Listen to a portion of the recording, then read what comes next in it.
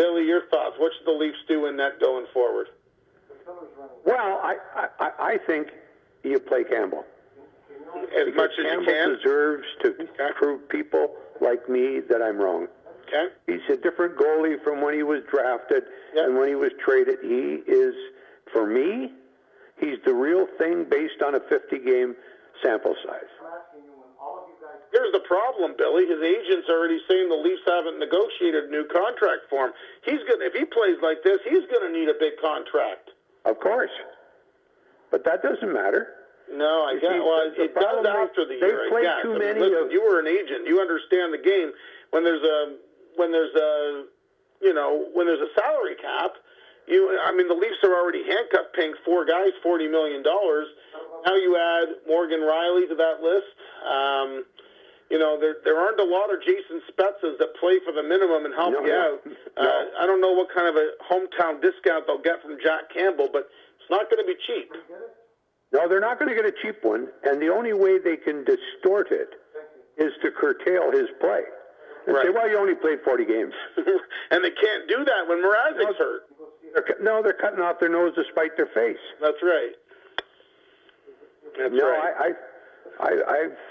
Campbell, I didn't believe in him last year, but I certainly have seen enough of him to say, hey, this guy can play goal. Well, you know what, Billy, I respect that because, it's good to see someone that had an opinion on something and that their opinion can change based on, current play. A lot of people are stubborn.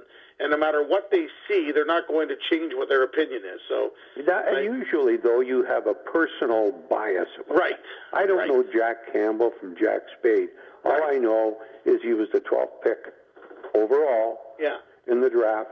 Should have been a very good goalie.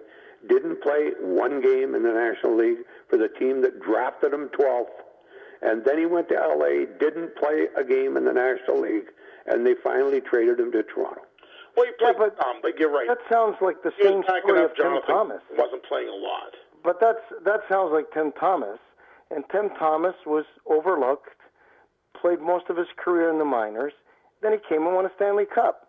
Yeah, he had a really great run with Boston. You're right. Yeah, and he won a Stanley Cup. Tuukka Rask couldn't get it done. Yeah, he beat Roberto Luongo without having to pump his tires. Well, one was a first round. I was in Boston. The other was undrafted. I was in Boston after Roberto Luongo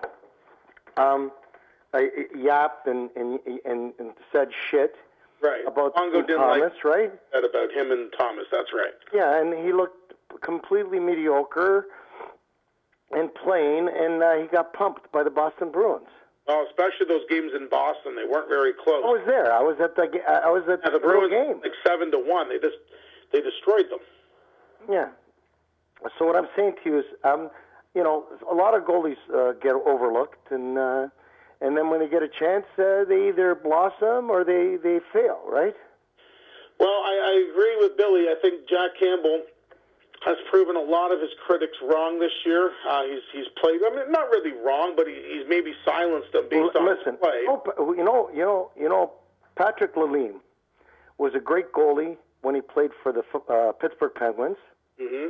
Nice. And he was a great regular season goalie for the Ottawa Senators. Yeah, he'll just never live down those Joe Nieuwendyk goals. Yeah, but he'll never. He was not a playoff goalie. No, he let in some stinkers, that's for sure. And I'm telling you that Jack Campbell reminds me of Patrick Lalime. Great technical goalie, great in regular season, right? Yeah.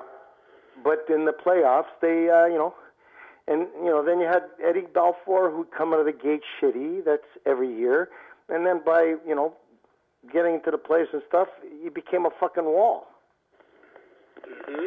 Well, he certainly deserves to be the starting goalie in the playoffs, notwithstanding injury, notwithstanding the fact that the Leafs don't make the playoffs.